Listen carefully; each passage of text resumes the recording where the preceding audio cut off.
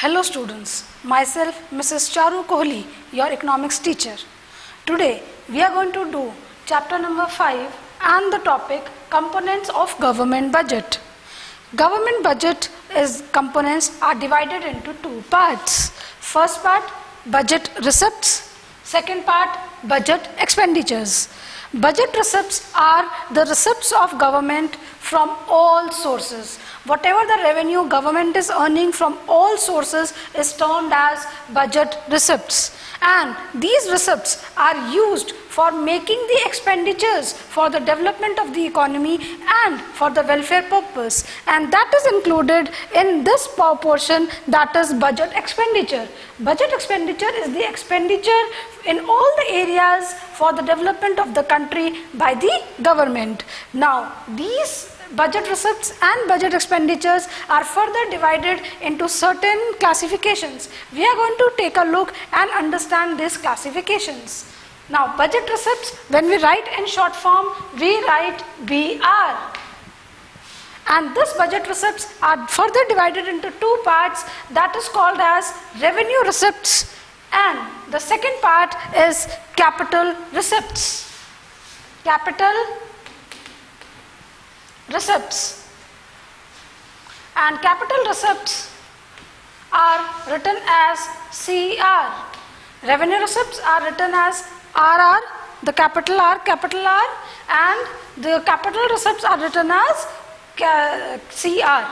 These are the short abbreviations of this. Now, while you are understanding these concepts, you have to keep it in mind that assume yourself to be the government, keep yourself in place of government, and then analyze what income, what revenue you are receiving.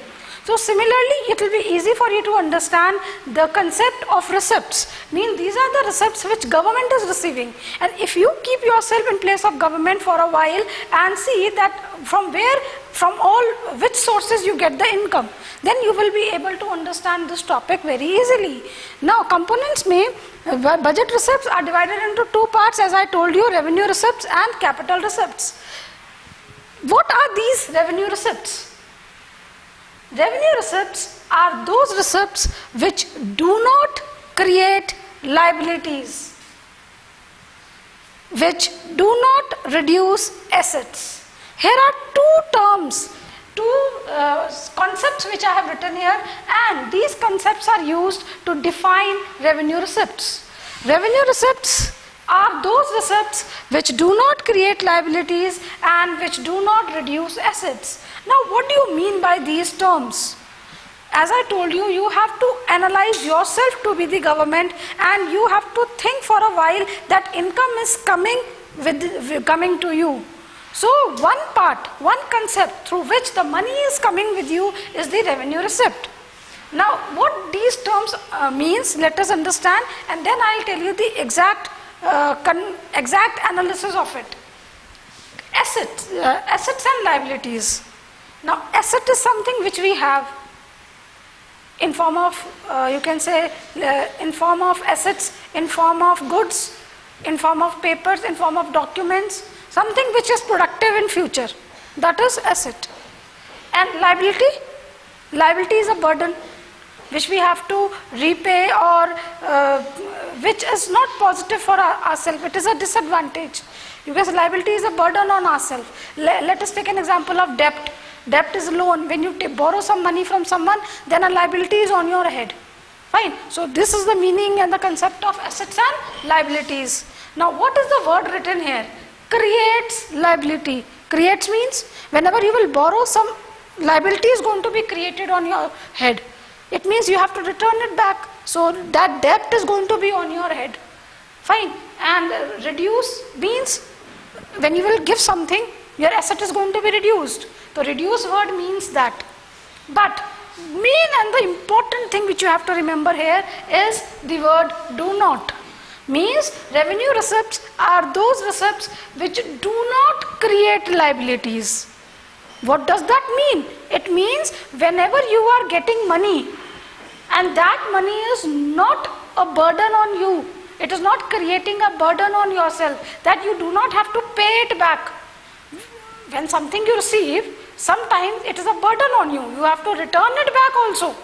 But here, government is receiving this money, but government do not have to return it back. Means if you are in place of government, so you do not have to return that money back. That is called as do not create liabilities. Second concept is do not reduce assets. Means when you get something in form of money, you will give something in return. Nobody will give you money like that. But these receipts are those receipts of the government. Government will receive the money, but government will not give any asset on behalf of that. Asset of governments will not be reduced by receiving that money. So you can say ultimately they are one-sided receipts of the government. These are unilateral form of money, or you can say one-sided money which is received by the government, but government do not have to pay anything on that behalf, do not have to give any asset or do not have to repay it. So that type of receipts are called as revenue receipts.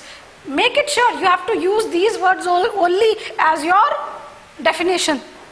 So this is your revenue receipts. I hope you have understood. Now let us take the example of this. What type of income is received by the government? Revenue is received by the government, and that is not repaid, or that does not reduce any asset. So we can call it examples also. We can also call it classification of revenue receipts. So classification of revenue receipts is further divided into two parts. First part is the tax receipt, and second part is the non-tax receipts. Now, and let us understand the first concept, tax receipt. In this two words are there, tax and receipts. Now what is tax? Tax is the compulsory payment which is made by the public to the government.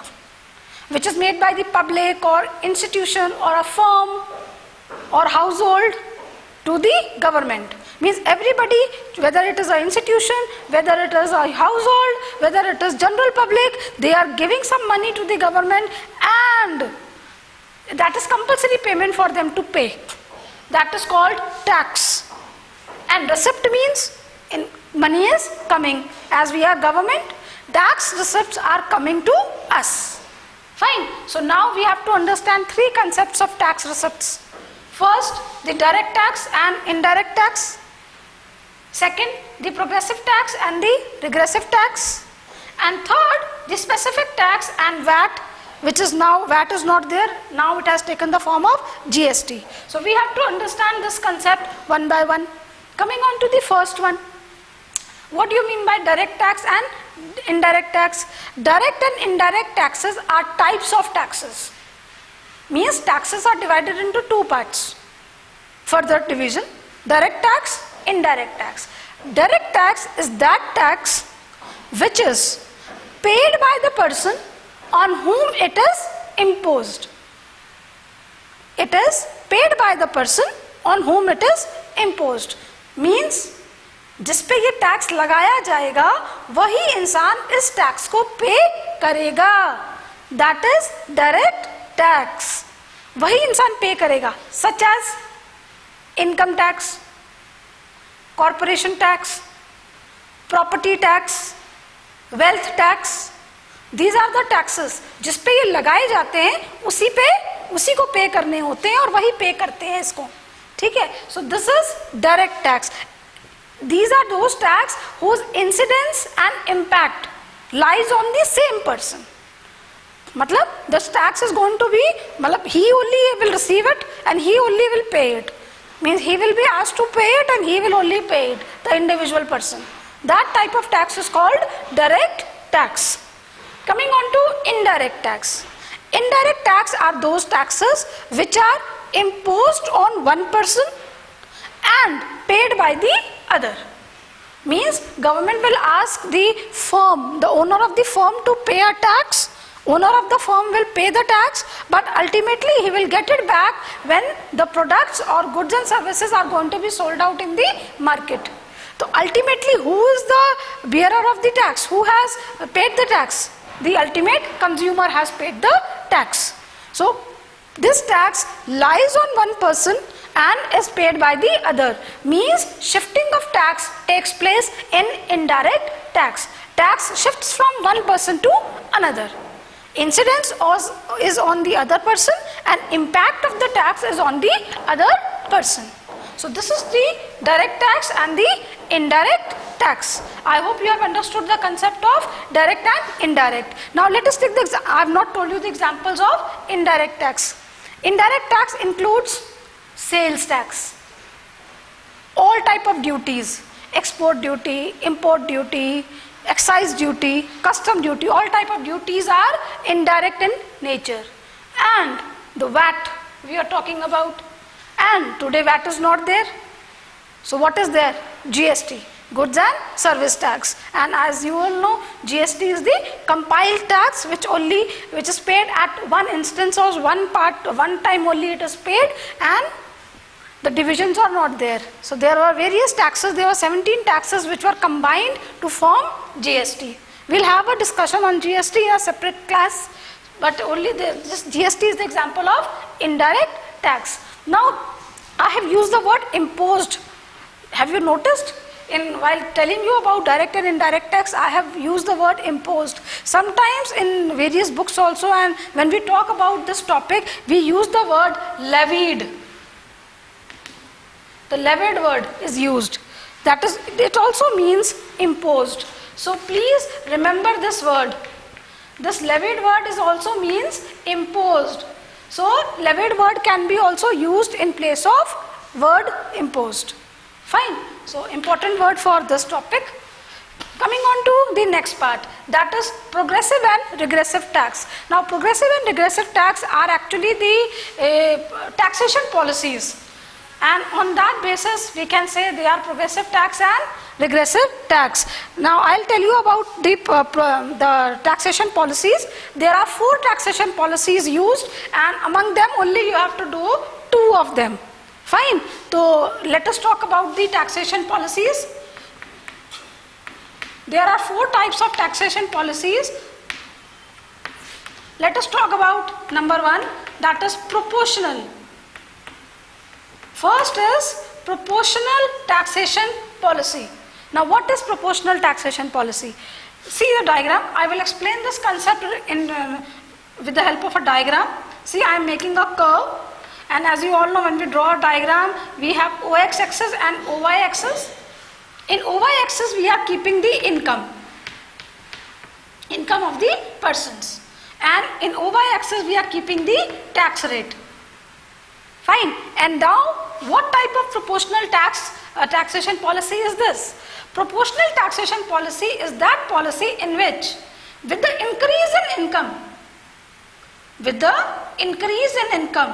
tax rate do not change. Suppose it is 10%, so it is 10% throughout. Means if the income of the consumer is here, then also 10%. If the income increases to this place, it is also 10%, and if it is here, then also 10%. Any range of income is there, the tax will be 10%. That type of taxation policy is called as proportional taxation policy, or in other words, simplify, you can say proportional tax. Coming on to the second one. Second is the progressive, which is a part of your syllabus also, and we have to study that. Progressive taxation policy. It is that policy, progressive taxation policy is that policy in which it increases with the increase in income. Let us understand with the help of a diagram here. Now see, I am making a small diagram, again OY axis and OX axis. Here we are representing the income. In economics, we use an abbreviation for income, and that is Y. So Y is income. Fine. And here it is tax rate. So what did I told you? Progressive tax is that tax which increases with increase in income. So the diagram of this progressive tax will be the straight line shooting upwards like this. Fine. So see, if the income of the consumer person is here, the tax rate will be this, suppose 5%. And suppose the income increases to 40%, 40,000 or lakh, whatever it is, Then where will be the tax rate? Tax rate will be here. Suppose it is 20%. So as the income increases, tax rate increases. So this type of policy in which with the increase in income, when tax rate is increasing, is called as progressive taxation policy. And this is good one, and this is actually prevailing here in our country these days. Fine. Now we come on to the third one. Third one is called as regressive taxation policy. Now what it is? It is the policy in which the tax rate increases with decrease in income. With decrease in income. Means we can analyze it opposite also. When the income of the person increases, the tax rate is going to fall. You can understand it like this. Let us have a look with the help of a diagram here. See, here it is the diagram. Again I am drawing OX axis and OY axis, tax rate, and we have income here. Fine. So the diagram of regressive policy is like this. It is shooting downwards, from upward to downward. What does this show? This shows that when the income of the person is very low, the tax rate is high. Suppose it is 30%. And as the income increases, comes to lakhs or so, what happens? The tax rate is reduced to 10%. It is going downwards. This type of policy was followed by the British government, by the colonial rule prior to independence. What they used to do, they used to charge very high taxes from the farmers, and their main officials and the people who were there in the high post, they used to pay the very less tax or no tax. Means it was negligible. When their income is high, they are paying very less tax, and the farmer who has very less income, he has to pay heavy tax. So this type of policy was prevailing under the British rule. So this is the policy which is giving the negative impact on the persons. So I hope you have understood the two concepts which are important for syllabus. So these are the two concepts, three concepts. Now the fourth one, the last one. The last concept is the digressive tax. See, remember the words, don't get confused. Proportional, progressive, regressive and digressive. Now digressive taxation policy is that policy in which the tax rate is increasing for a certain time, and after reaching to a certain level, it becomes constant. Let us see. Here it is in OX axis, we are writing income as usual, and OY axis we are representing the tax rate. So what the diagram will show? See, in this tax policy, the tax is increasing with the increase in income, and after reaching to a level, it becomes constant. This is the shape of the diagram here. Means starting, when income of the consumer is increasing, it is going to increase. And after reaching to a certain level, suppose a person's income is 50,000 rupees. To up to 50,000 rupees, it will be, suppose 10%. It has reached. So it will, after 50% if you will earn, the tax rate will be constant. From starting it is increasing, but up to this level, after that it will be constant for all the people who are earning more than this. So this is also not very effective. So these are the four types of taxation policies which were followed, and basically today the current time policy is the progressive tax, and we have to study the concept of progressive tax and the regressive tax. I hope you have understood this concept. Fine. Now coming on to the third one, that is specific tax and the VAT. We have to discuss now related to specific tax. I am erasing this part. We are talking about the specific tax and VAT. Specific tax is the tax which is applied on a specific unit, quantity or size of any product. That is the specific tax. Suppose we can say if the product is going from one place to another and it should be of 10 kgs, each unit should be not more than 10 kgs. So within 10 kgs, so there is a specified limit of tax. And after 10 kgs, if the product is there, suppose the product is of 15 kgs, then the tax rate will increase. So specific tax is for specific weight and size. If the size will increase, tax will increase. Size will decrease, automatically the constant is there. For limited this unit, the tax is this. And if the size increases, the tax will change. So that type of tax is called as specific tax. Fine. And we have to understand the concept of VAT. VAT means value added tax. Value added tax is placed on every stage of production. It was earlier, at every stage of production this tax was charged, and how to calculate this tax? That is value of output minus intermediate cost. When we deduct both of them, we get value added tax. So this tax is VAT. Now the VAT is not there. In place of the place of VAT, GST is there, that is goods and service tax. It is a single tax which is imposed at the time by the producers at one time only. Fine. And there are total 17 taxes which are combined to form the GST. We are going to have a detailed study on GST on a separate class. I hope you have understood the concept of tax receipts. So whatever the income which government is receiving through this tax receipt is one-sided. Government do not have to return it back. That is why it is the revenue receipt of the government. So this was all about tax receipts. Coming on to non-tax receipts. Non-tax means other than tax receipts.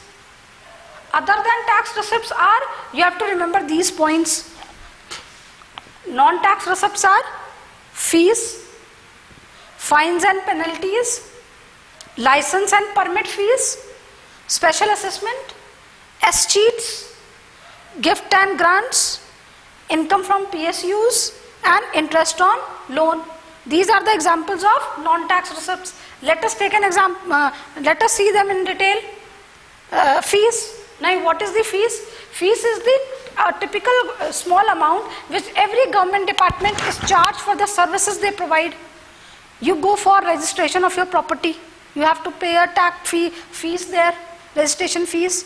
You go for your birth registration, death registration, and then you have to go for, you can say, court fees. So where you go, you have to pay certain fixed amount of fees. That is a very nominal fees government charge. So that is fees, and that is the income of the government from this part.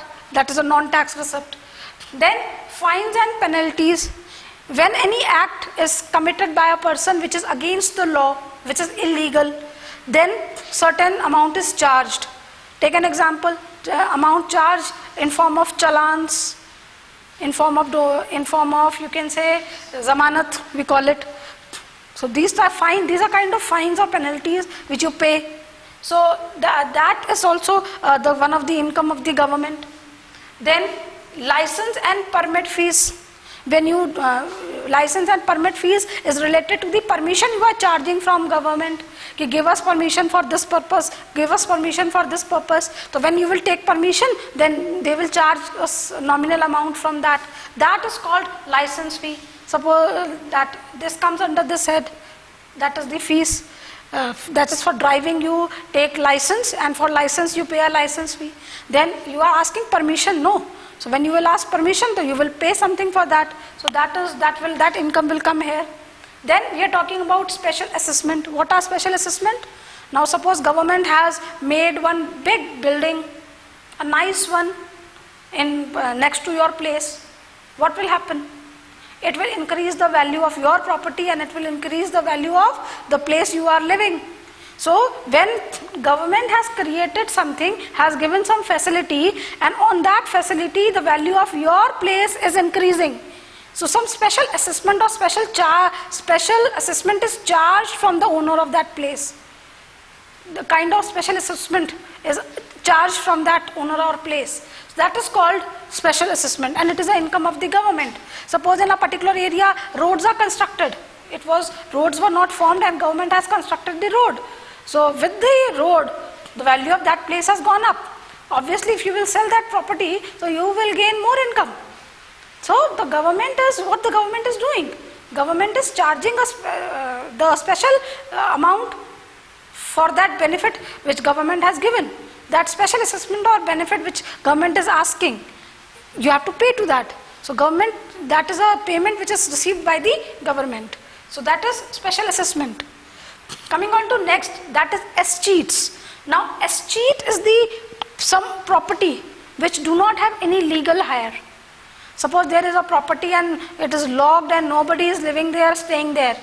So that property is undertaken by the government. Government gives in newspapers, in other medias, that if anybody is the legal hire, please come and contact. This type of advertisements is done, and it is government, after giving the advertisement, waits for at least 10 years or so for some person to come up and tell that this property is mine. So government waits for that, and if no one comes, then that property comes in the hands of person, it's government itself. वो property किसके पास चली जाती है? Government के पास. तो उस process को we call escheats. The property which is taken over by the government, which do not have any legal hire. ठीक है? So the process of taking that property, that is escheats. Right? So that is the income only. Government is receiving a property. Then government receives income in form of gifts and grants. If any natural disaster takes place, so government gets grants and gifts from various places, grants, donations for that calamity, to overcome that calamity. So that is the income from government side. And sometimes government receives gifts also from within the country also, and from the outside people visiting our country. So that is also one of the one-sided income of our government. Fine. Then we come on to income from PSUs. Now most of the students, they get confused with the word PSUs. PSUs is public sector undertakings. Public sector undertakings are those undertakings which are entirely controlled, owned and managed by the government. When we talk about ONGC, when we talk about Oil Limited, ये ONGC की हम बात करते हैं, भेल की हम लोग बात करते हैं, they are the government companies. So these are public sector undertakings, and whatever the earnings these public sector undertakings are doing, that earnings are the entire and the total income of the government. So income from PSUs is one of the non-tax receipt. Coming on to the next part, that is interest on loan. If government has given loan to someone, it means whether inside the country or whether outside the country, whosoever has taken the loan from the government, that interest is charged by the government on that loan. Fine. So the interest which is coming within the government to the government is the income of the government, and that is the non-tax receipts. So these are the points which states are the examples or the classifications of non-tax receipts. So have you understood? So these are the direct payments which are received by the government in these forms, and government is not paying anything for that. It is one-sided. So the one-sided incomes which are received by the government are the revenue receipts. Fine. So I hope you have understood the concept of revenue receipts. Revenue receipts concept is over. The second classification now we are coming up of receipts is the capital receipts. So we have to take a look on the capital receipts. Now, capital receipts we are going to study. I am erasing this part. Now see, capital receipts are those receipts which creates liabilities and reduce assets. Now it has also got classification. I will just explain you. Just I am noting down the main headings. The classifications, or you can say the examples of capital receipts are three. We can write it like this. First is recovery of loan.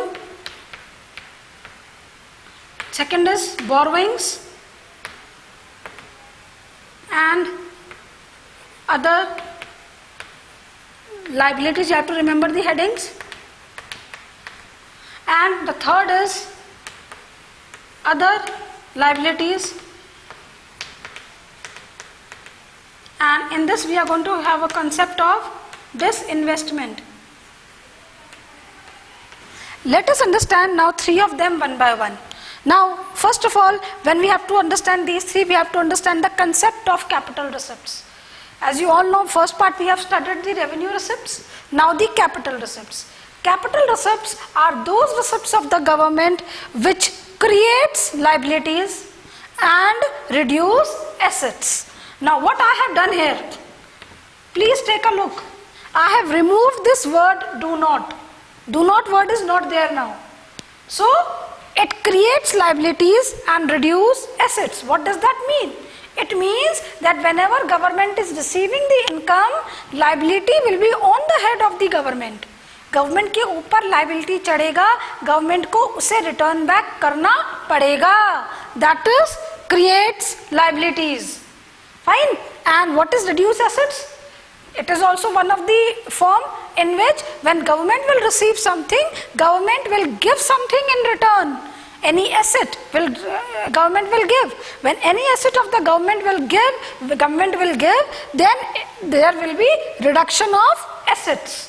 So these are those receipts in which liability will be created and assets will be reduced. So you have to remember the definition of this. These two words are very important words for all these terms. Keep this in mind. And the shortcut of this is CR. Why I am telling you shortcuts? These are utilized for further numerical also, and they are very important for understanding the terms also, remembering the terms also. Fine. Now let us take the examples. Now examples you can say, or you can say classifications. So we can say classifications or examples. This capital receipts are divided into three parts: recovery of loans, borrowings and other liabilities, and other liabilities, third one, that is disinvestment. Let us understand the first one, that is recovery of loan. Now word is recovery of loan. What does that mean? It states government has given loan to someone and now government is receiving it back. So when government is receiving back the given loan, income is coming. Fine. So what will happen? Income will come and the papers of that loan or whatever the mortgage things which government has in form of asset, that will reduce, that government has to return it back. So when there is recovery of loans, government receives the money and assets are reduced. Okay. With this point I'll tell you one more thing. You do not have to add both the reasons in every option. Any one reason can be sufficient to tell that it is a capital receipt. Fine. So recovery of loan is what? Is a capital receipt in which assets are reduced and it is not creating liability. So it is also called as non-debt creating receipts. Non-debt, N-O-N, non-D-E-B-T, debt creating receipts. Fine. Coming on to the next part, that is borrowings. Now borrowings, you all know, when someone is in a need of money, they borrow. Similarly, government also borrow, because we are government here. Government is also borrowing. So government can borrow from where? Government can borrow from within the country and from abroad. Government can borrow from within the country and from abroad. Government can also can borrow from general public. Government can borrow from Reserve Bank of India. Government can borrow from various foreign governments and international institutions like IMF. So these are the various institutions from government can borrow the money. So when government is borrowing the money, what will happen? It will create liability on the head of the government. Government has to repay that money back. So this borrowings creates liability on government's head. So it is a debt creating receipt. It is the debt creating capital receipt. You have to remember that word also. So I hope you have understood the concept of borrowing. This is the second example of capital receipt. Coming on to the third one, that is other liabilities. Now, in other liabilities, the most important part is disinvestment. Disinvestment is the opposite of investment, and we have studied this concept in economic reforms. We have done the chapter economic reforms and we have studied this concept there. Disinvestment in other form is called as privatization. So, disinvestment is the process in which government sells of its shares. Government sells of the shares of public sector enterprises to private sector. जब government अपनी public sector company के shares को private sector को बेच देती है, इस process को हम डिसइन्वेस्टमेंट कहते हैं. तो जब गवर्नमेंट अपने शेयर्स को बेचेगी तो what will happen? Government will receive money from that. So that is called disinvestment. And you have to remember this. Don't forget the meaning of the concept. Fine. And disinvestment is also called as privatization. Now government is receiving the money from private sector after selling of its shares. So it is a non-debt creating capital receipt. It is non-debt creating. Fine. So because government do not have to give it back, it is coming only. It is non डेप्ट. Liability नहीं चल रही है government की, government की asset reduce हो रही है क्योंकि गवर्नमेंट अपने शेयर्स को बेच रही है यहाँ पे, तो गवर्नमेंट की एसेट रिड्यूस हो रही है यहाँ पे, इसीलिए ये कैपिटल रिसिप्ट है. Fine. So I hope you have understood. Just a quick revision. Recovery of loan was non dept creating and disinvestment is non dept creating, but borrowing is dept creating. So you have to keep this in mind. Fine. So with this we have completed the budget receipts, the concept of budget receipts. Now we are going to move on to the next head, that is budget expenditures. Fine. So are you all ready to understand the concept of budget expenditures? Let us start that. Fine. So budget expenditures are the expenditures of the government, and these expenditures are further divided into two parts, that is the revenue expenditure and the capital expenditure. Fine. So let us write down the concept and definition. Revenue expenditures are those expenditures which do not reduce liabilities and do not create assets. Do not reduce liabilities and do not create assets. Coming on to capital receipts. Here same procedure we will follow. We will remove this word do not, and the concept will be reduce liabilities and create assets. Now let us understand these terms. So let us understand these main terms. What I have done here, first of all, see, here the word was create liabilities in both the places. I have changed these words. With the word create, I have written assets, and with the word reduce, I have written liabilities. I have changed the concept. Create के साथ asset लिख दिया और reduce के साथ liability लिख दिया. सो आपको करना क्या है, सिर्फ उल्टा कर देना है, वो आपका बन जाएगा क्या, revenue receipt and capital receipt. अब कैसे, let us pay attention to this. ये क्या है, खर्चा. आप गवर्नमेंट हो, रिसिप्ट में तो पैसा आ रहा था आपके पास, एक्सपेंडिचर में क्या होगा, money will go from your hands. Now you are paying something, and whatever the expenditures are there, they are done by the government for the development of the country and for public welfare. The government खर्चा किस पे करती है, government खर्चा करती है development के लिए और पब्लिक वेलफेयर के लिए. तो खर्चे दो तरह के होते हैं, the revenue expenditure and the capital expenditure. Revenue expenditures are those expenditures which do not reduce liability and which do not create assets. अब देखो क्या होता है, गवर्नमेंट खर्चा कर रही है, पैसा जा रहा है, पैसा जाने से क्या होगा, हमारे ऊपर भार जो लाइबिलिटी चढ़ी हुई है वो कम होनी चाहिए. अगर हम पैसा पे कर रहे हैं तो हमारे ऊपर लाइबिलिटी जो चढ़ी हुई है दैट शुड रिड्यूस, या if we are paying, तो some asset should come in. Obviously, आप खर्चा करोगे तो आपको लगेगा ना कुछ आना चाहिए. तो दिस इज द कंसेप्ट. ठीक है.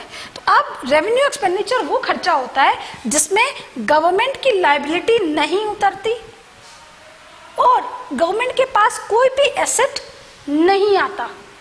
Government is doing the expenditure but nothing is government is receiving from, government is not receiving anything. So इस टाइप के खर्चे किस तरह के होते हैं?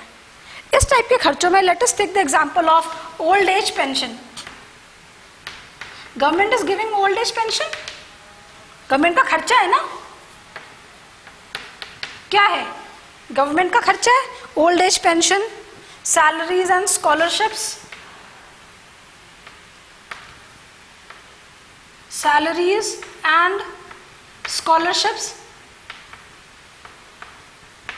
Government is giving something, scholarship also. Then expenditure on administration and defense.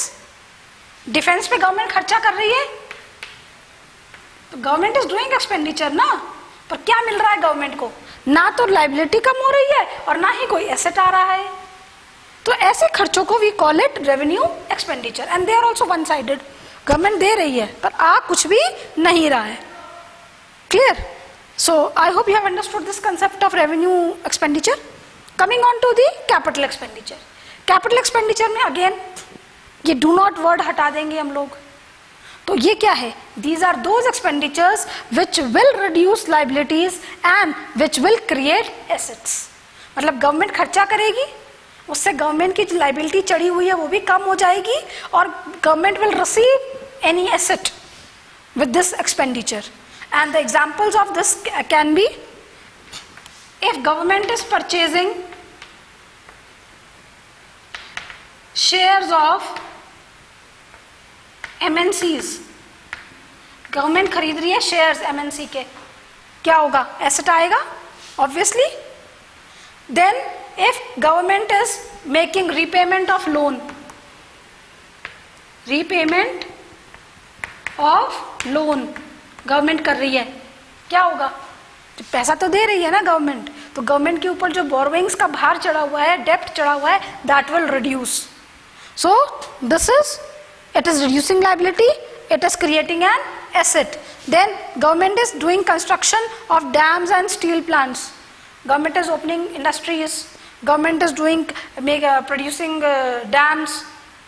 ठीक है, तो क्या होता है? गवर्नमेंट क्या खर्चा तो कर रही है ना, तो गवर्नमेंट की एसेट फॉर्म हो रहा है, तो कहीं ना कहीं that expenditure is called as capital expenditure. तो I hope you have understood the concept of revenue expenditure and capital expenditures. Fine. So now these expenditures are not enough. These expenditures are further divided into two more headings.